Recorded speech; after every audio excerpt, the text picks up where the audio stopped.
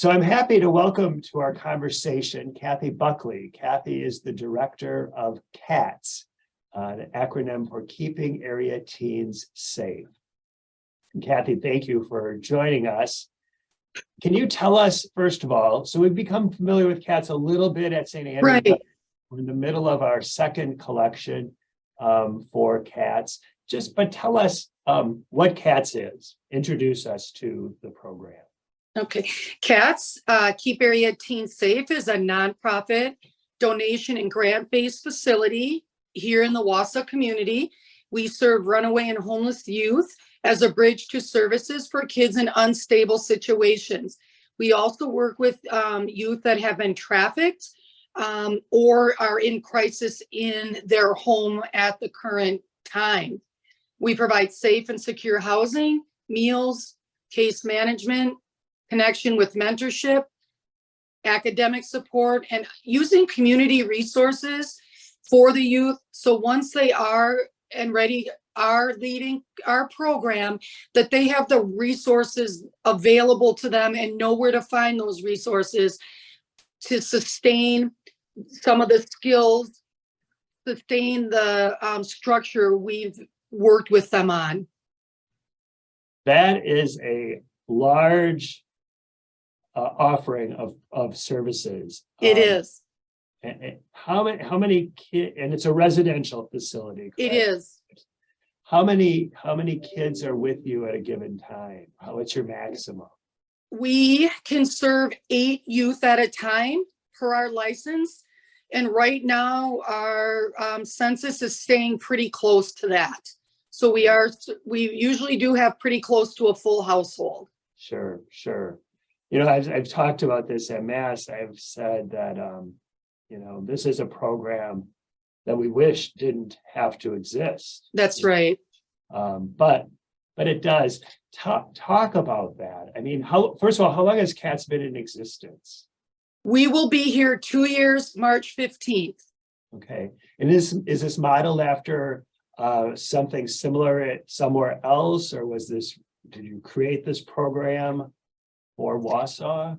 Well, to be honest, this is really the first type of such a shelter in the state of Wisconsin. It's very unique as it is private. It is a private shelter. It is unique that we will serve youth 24/7. If they need admission, we take admissions any time of day, any time of night, any day of the week. It is modeled after our regulations, which is Department of Children and Families through the state of Wisconsin. So the basic structure is based off our regulations, but then as a shelter and as a director, I work to design the program based on the type of services we're seeing. Our services have changed 100-fold as when we first opened to where they are today, because we see the need increasing. We see the crisis and the trauma and the abuse increasing. And so our services have taken on much higher and more intense level. Tell us the story of how it began, Kathy. How did this develop? Well, this program really was a dream of the Freeman family. They were doctors in the Wausau community and saw a lot of abuse while working with their patients, saw a lot of abuse. They would see and were familiar that trafficking in the larger cities was becoming an issue, and that anticipated that it would be moving into other areas and communities, homelessness, runaways, crises in the home. Because of the complexity of families and the availability of resources, which is very minimal for youth, they anticipated there would be a strong need for a facility like ours. So Mary Jo, our president, put that dream to reality, started back in 2019, purchased the home, and then had been fundraising for years. And then in 2020, I came on, set up the program, and opened our doors 2 months later. Okay. You know, we use the term trafficking, and I'm not sure we always know what that means. Can you how do you define trafficking? Trafficking, there's many different ways an individual could be trafficked, but really what it is, it's a gain for a service, whether that be, for example, a youth having a place to sleep, in exchange may be delivering drugs, handling drug transactions, in order to get food, maybe providing sexual behaviors. So anytime an individual is asked to perform services for a gain, a necessary gain, a need, that could be defined as trafficking. Sure. And lest we question, you know, the moral fortitude of these young people. I mean, these are kids who are like desperate to get what, I mean, they need a place to stay. They need basic necessities. And so they are basically being conned, in a way, forced into doing this. Yeah. The proper word for that is called grooming. Yeah. So their trafficker will begin to groom them. And then eventually it leads to that service. So, you know, I know you don't have a place to live. You don't have anybody who cares about you. I care about you. So here's what I'm going to do. It can happen within a few days, or it can take months, but they call that grooming. Sure, sure. I'm sure every young person who shows up at your door is distinct in terms of their situation. But can you just give us an example of one of the young people, or just maybe a common scenario that's part of the people that you serve? Okay, so right now we serve age 12 to 17. 90% of the youth that do come into our facility have mental health or substance issues. 86% have been trafficked in one way or another. We serve both male and female, and we see all those numbers pretty even between the two genders. About 95% of the youth who do come into our shelter also have parents with untreated substance and mental health and are homeless. So as we can see, it's a lot of the consequences of homelessness, what that is, but it's generation after generation. So our goal here is to stop that, to provide the resources, show them what life should look like for a 16-year-old or 12-year-old, and give them the resources to ensure they stay on that path. How do they find you, Kathy? Well, we're the teachers, police officers, going into the local hospital, going into a clinic, going to the Salvation Army, calling the women's community. But, you know, if they're in school, all the schools know about us. We can be found on the website. Yeah. Our posters are up at most gas stations, up at the emergency rooms, at the bus station. We try to target the areas that the youth are known to frequent and get those out. Going to churches and saying, here's what's happening to me, because a lot of the churches that we work with are familiar. Sure. And we provide materials to them. So, and they can show up here too. They can easily show up here. If most of them have Wi-Fi services, their phone may not have service, but they can go to the library or Starbucks, get on Wi-Fi, and just search for homeless shelter, and we come up right away. Sure. Or just call us. Well, I'm down in Weston, and I have nowhere to go tonight. We will send a cab we have an agreement with the cab company to pick them up and bring them here because we Okay. know the bus service doesn't run. Sometimes the kids don't have a way to get here because they don't have a bus ticket. So we will provide them the opportunity to come here. Sure. And so they can stay with you for 20 days, correct?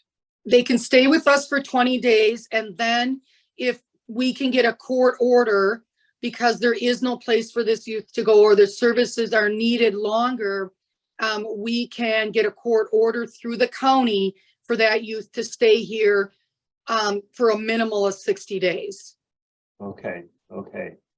And then what happens after they leave? Do you have some sense of, how do they integrate, or what happens once they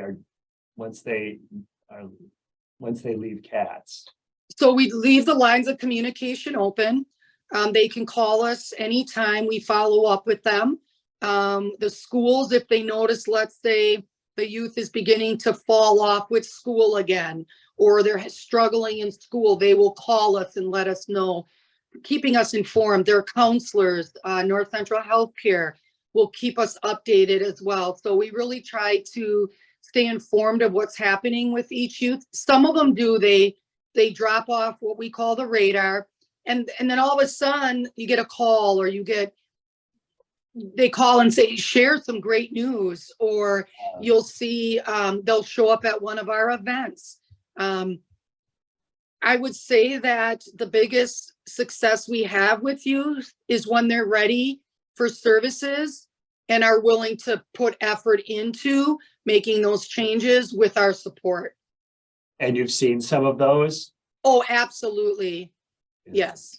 I'm sure that's immensely gratifying, right? I mean, that's what makes it all worthwhile, because I'm sure there are also some real frustrating and sad developments that transpire. Yeah, the toughest part is really, and I tell my staff this all the time, if we're working harder than the resident is, we got to reevaluate, because if we're doing all the work when they leave here, what has the resident learned, right? Right. And so sometimes we have to have those hard discussions. Sometimes we have to make those hard choices to say, you're not ready. When you are, come back. But right now, what are you doing to help yourself? It's all in front of you. It's here. It's all right in front of you, but you're not making use of it. And those are tough times, right? Right.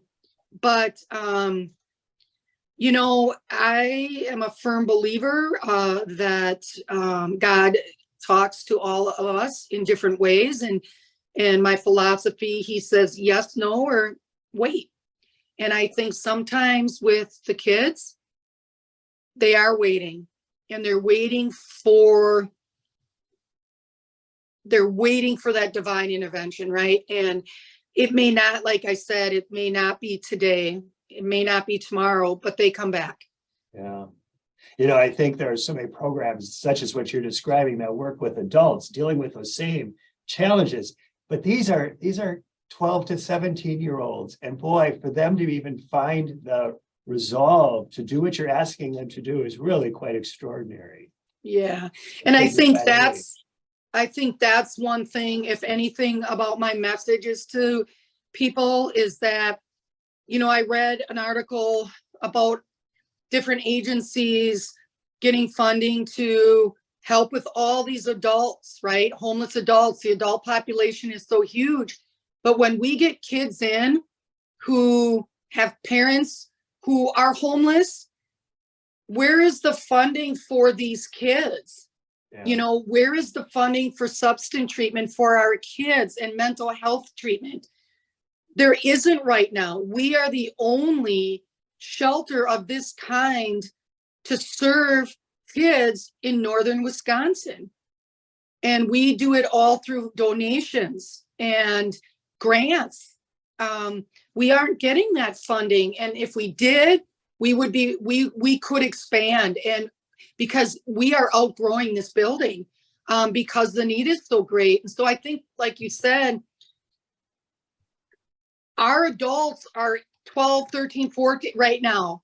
And our goal is to not make them a statistic. keep them out of the justice system, keep them on track. And so really, I think there needs to be a major push towards, you know, yes, education is huge. I get that. But also turning the lives around of these kids and not just letting them kind of hang out in the justice, in the community and in the system. Serve them all the way. And we need a lot more of that. We need a lot more juvenile services in this community. Or in the state or in the nation. In the state, yes. Yeah. Mm-hmm. You're right. You mentioned your building. It's a house. Is the location publicized, or is that kind of left to people who refer? We do have a sign on our garage. It's a pretty big sign. It doesn't look like a shelter. It doesn't look like a commercial building. Home. It's a home. It's a home, and that's what we want. We don't, like, we just were very fortunate to get a van. We've been wanting a van, and someone donated funds to do that. And I thought about putting our name on the van, but then again, a lot of times we have youth who are at high risk. Do I want to put them at risk because now someone knows they're staying with us? So we try to be as discreet as possible. It's a fine line, like letting kids know we're here, but yet trying to keep safety in line with that. So right. The house is on a path that I walk quite regularly when it's winter and I'm walking. And I mean, I walked by it for almost the 2 years you've been in existence and didn't even know it was there. Right. Which I think just it's not meant to stand apart of the neighborhood. It's meant to be part of the neighborhood. I think it says on the website there's a church in the neighborhood, and a park, and we actually have some parishioners who live 2 doors away, and they say that cats are great. It's a great neighbor to have. So that speaks really well of great. Your residents and your program too. Kathy, what would you say? I think when we're dealing with programs such as this and people who we kind of identify as being on the fringe, or I'm not sure if I want to use that term, but they're often misunderstanding. Is there kind of, what's the greatest misunderstanding of the kids that you're serving? The biggest understanding that people like myself might have on the outside. The biggest understanding is mental illness, drug abuse, homelessness, trafficking does not discriminate. It does not discriminate. We've had kids who've had major conflict in the home, and it had nothing to do with income level. It had nothing to do with lack of education. So I think we need to open our eyes that we can all fall. We can all fall off path, no matter how least amount of money we make or how much big money we make, right? Sure. We could have all the supports in the world and still fall off track. So we have to be open to every youth, no matter who they are, what their background is, and realize that the work we do is because they need us, that they deserve a chance to be a kid. They deserve a chance to live a life that is rewarding for them. Yeah. And so that's, I think, to me, that's the biggest misunderstanding, is that most of our residents here come from very bad backgrounds, low income, single parents, no parents. That's not always the case. Well, what I appreciated was when our first introduction here at St. Anne to cats came from one of the young people in our parish, Carson Rice, who initiated this campaign as part of an Eagle Scout project. But I appreciate that it came from a peer of the kids you're serving. I mean, I think it's important that he knew about it. You know, he probably learned about it at school or something like that. But it also creates a gratitude, you know, of how fortunate someone is to be in a more stable family environment, but attentive to those who don't. I just have a couple more questions. Sure. Kathy, what's your story and how did this become part of your story? So my story is rather interesting. Most people would never guess this, but I came from a very broken family. Suicide, alcohol, abandonment, and really was very fortunate to have a gentleman come into my life when I was 13, took on 7 kids and brought God into my life and our lives and role modeled what life should be like. Hmm. And then once I got older, the trauma from my early years and things like that set in, and suffered a lot of depression. And there was always the anxiety of people finding out, and kind of like the dignity and I would like the self-esteem, how it affected me if people really knew what I was about. So for many years, I didn't deal with it. And I saw what it did to relationships and things like that.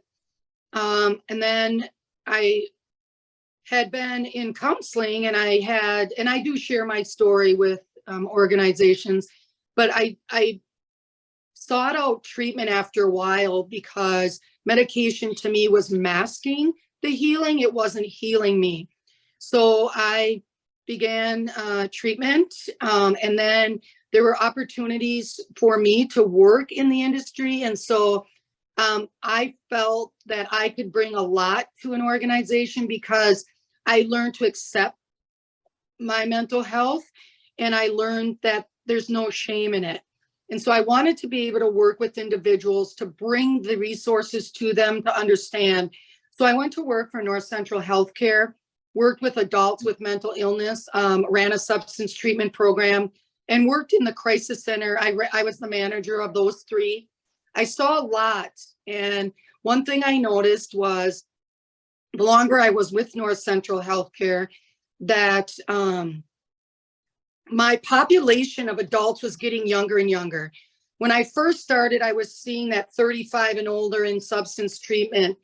When I left there, I saw 18, 19-year-olds with very, very severe addiction, very, very severe mental health, who were not, when they were in their late teens, were working their way out of the youth programs. Hey, Kathy, we're gonna need. I'm on a call.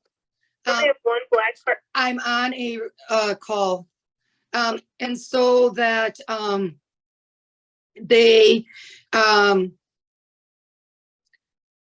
oh, sorry. Yeah, so what I noticed, it was getting younger and younger and more severe. Yeah. So I began to spend more time with the youth in the crisis center and realized they're aging out of the youth system for social services, but they're not old enough to be into the adult system. So that's when I started talking, Mary Jo, and I started talking. I wasn't really sure if I had it really in me to set up an entire program. It was a whole new world for me.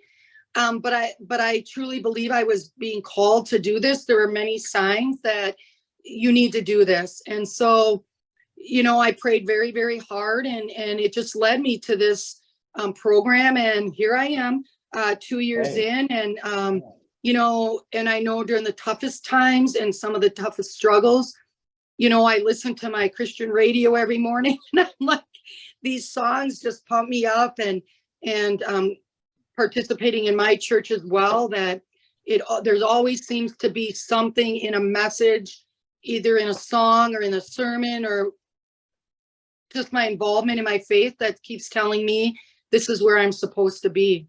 So wonderful. And thank you for sharing that. Well, and thank you for listening to respond to what God is asking of you. We'll be gathering items for CATS every few months. But are there other ways in which parishioners who might be interested can be of assistance to the program? They can call me. They can email me. right now, we're really busy with kids. I always say, if you want to see what the house looks like, stop by. But right now, we're pretty much at capacity and it's very busy. But there are times that the kids are at school or out on an outing that I can arrange for a tour, because it's really where it hits home is on what we're doing is when you enter the home. Sure. You know, the family style meals, that to me was one thing I had to look forward to, was sitting down at that family meal with all of us to know that we were safe and we were together. And so I brought that into the shelter because that was one fond memory for me. And so we really do that. We do a lot of things with the kids. And it's just, people need to see it and to Sure. really know Sure. what the impact we're making. Right. Well, to that meal, I suspect that a lot of the kids who sit down at that table to share that meal have never done that before.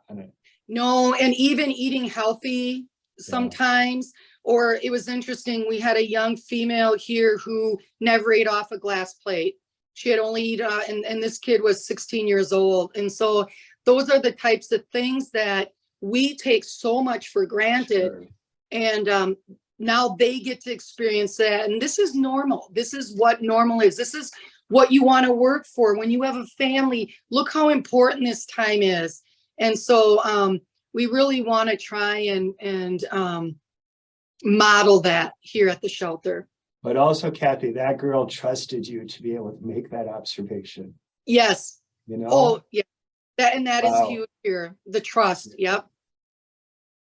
And to say that, wow. Thank you. Hey, thank you for what you do there. And is it okay if I conclude with a prayer? Absolutely. I know you have a call you need to get to, so. Oh, yeah. Believe me, yeah, it's always something They'll get here. you. Everybody, Okay. I've got such a great team, but sometimes we all need to pull together to get something done. So Sure. Let us pray. Loving God, we ask your blessing upon Kathy and all those who assist her in the important work that they do. And guide others to be open to the call, to be attentive to those in our community who are struggling, who are desperate, who need attention and care and love. Bless the kids who gather at the table tonight and encourage them to find their way in a positive and constructive way, and help us to be attentive and responsive to the needs and to be generous in our response as best we can. We make this prayer through Christ our Lord. Amen. amen. Kathy, thank you very much. You're welcome.